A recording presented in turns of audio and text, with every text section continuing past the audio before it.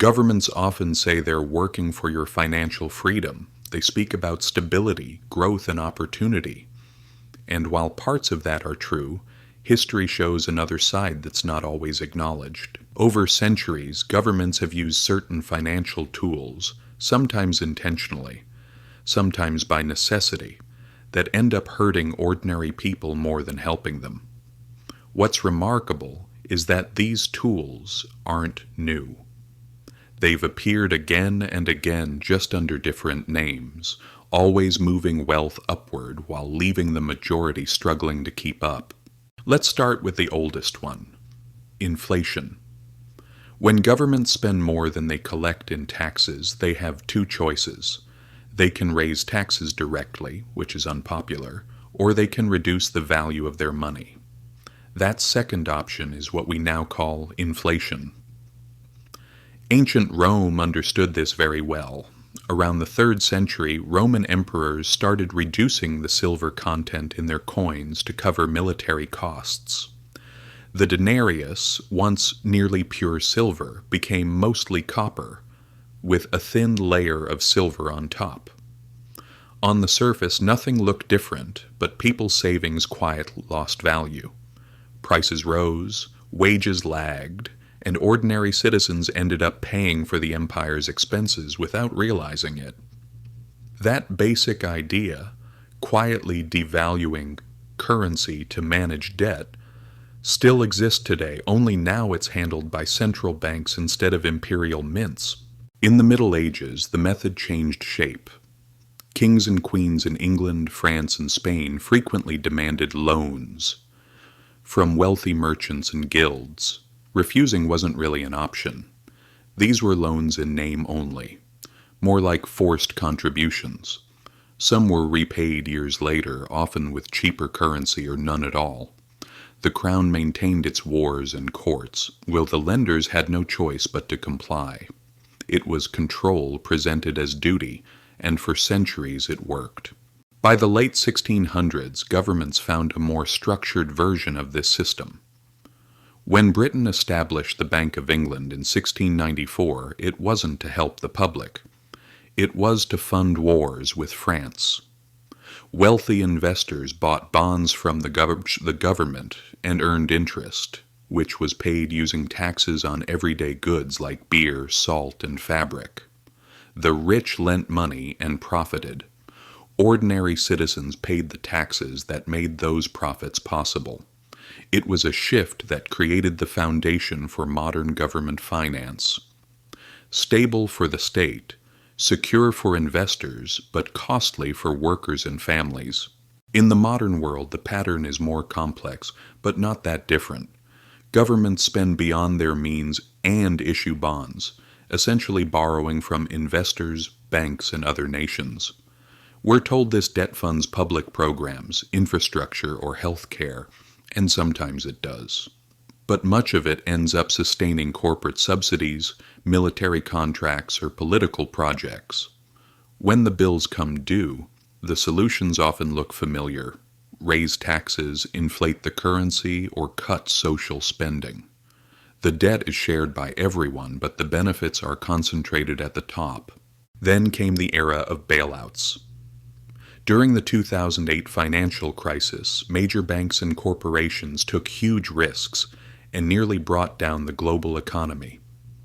To prevent collapse, governments used taxpayer money to rescue them. For ordinary people, recovery was slow.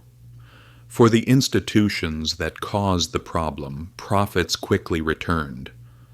The system effectively rewarded failure because the alternative, letting it fall, was too painful. The losses were socialized, but the gains stayed private. Even public retirement systems reflect this imbalance. In many countries, workers contribute to pension funds for decades, believing that money will be there when they retire. But in most cases, governments spend those contributions immediately and replace them with promises to pay future retirees using future taxes. It's a chain that only works while the population grows and the economy keeps expanding. Once demographics shift, the math stops working. Then governments respond by raising the retirement age, reducing payouts, or letting inflation quietly lower the real value of benefits. It's not fraud. It's a fragile promise built on hope that tomorrow's workers can afford today's promises. The pattern behind all these examples is perception. Each policy has a name that sounds positive. Inflation becomes growth. Forced loans become patriotism. National debt becomes investment. And bailouts are called stability. The words make us feel reassured while hiding the real transfer of wealth happening underneath. The reason these tricks survive is simple. Most people aren't taught how money and governments really interact. Economic history is treated as something boring or complicated, and when people don't look too closely, the cycle keeps going. In recent years, even more sophisticated tools have appeared. After 2008, central banks created trillions of dollars through something called quantitative easing. It was meant to keep financial markets stable, and in many ways it did. Stock markets and property values recovered fast. But those assets are mostly owned by the wealthy, so the recovery was uneven. Ordinary people saw little benefit while the cost of living rose. It wasn't a conspiracy. It was a predictable outcome of policies designed to protect the system as a whole, not individuals within it. Another quiet form of taxation is inflation itself. When prices rise faster than wages, purchasing power falls, and that difference acts like a hidden tax. Governments prefer it because it reduces the real value of their debt without openly taking more money from citizens. People might feel wealthier because their salaries increase, but if everything costs more, they're actually falling behind. Inflation, in that sense, isn't always an accident. It can be a deliberate way of managing debt at the public's expense. Regulation, too, often ends up favoring the powerful. On paper, rules exist to protect consumers and markets. But throughout history, industries with enough influence have shaped those same regulations to serve themselves. Whether it was railroads in the 19th century, oil in the 20th, or technology and finance today, the pattern is the same. Those with resources help write the rules. It's not that governments intentionally set out to deceive people. It's that power gravitates toward those who already have it. War spending is another example that repeats. During both world wars, governments issued bonds and encouraged citizens to buy them as acts of patriotism. People did proudly, and those bonds did fund the war effort. But they were also guaranteed risk-free investments for the wealthy, paid back by future taxes.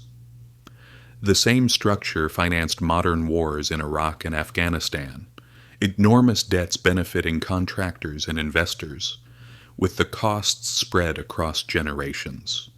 Wars may end, the payments continue long after. And then there's complexity itself. The modern financial system is so intricate that few can fully understand it. Tax codes, budgets, and financial instruments fill thousands of pages. For the average person, it's nearly impossible to trace where money truly goes.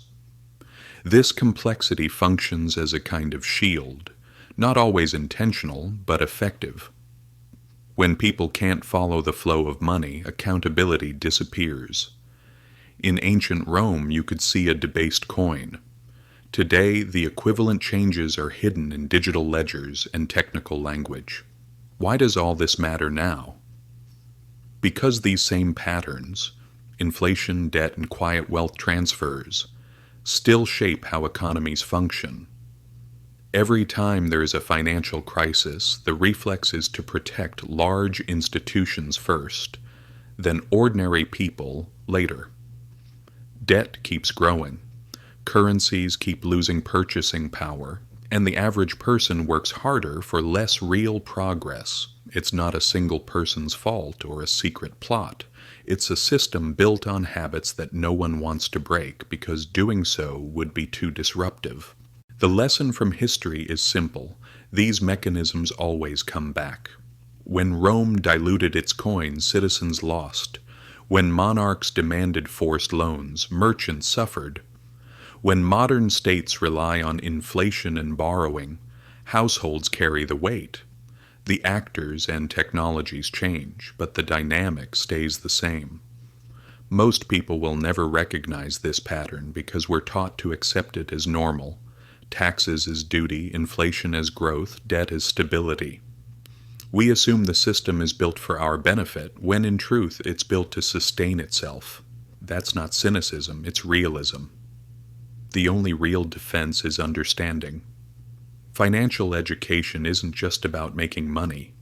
It's about seeing how power moves through money. The more you know about how these systems work, the harder it is for them to quietly work against you. So when you hear about new spending plans, economic reforms, or financial crises, ask a few questions. Who gains first? Who pays later? And who writes the rules?